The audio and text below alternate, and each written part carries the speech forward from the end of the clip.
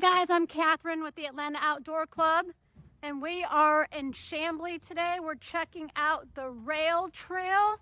It's about a 2-mile system that runs through the city of Chamblee. The club doesn't come here very often, hoping to change that with some events coming up on the calendar. But it's right in the urban heart of Chamblee. People come here with their dogs, as you can see. Really nicely landscaped. There's retail shops, restaurants along this path. My understanding is that they plan to continue to develop this trail and make it even longer in the years to come. It will see a lot of expansion, I believe, in 2026. At any rate, very pleasant place to be. Not a difficult hike, it's mostly flat.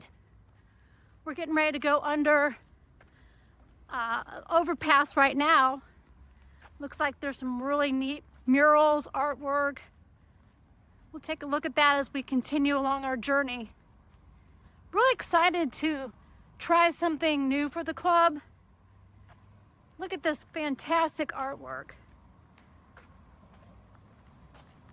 Again, this is Chamblee's Rail Trail, and we plan to do more events here in the near future, and you are invited to come and join us.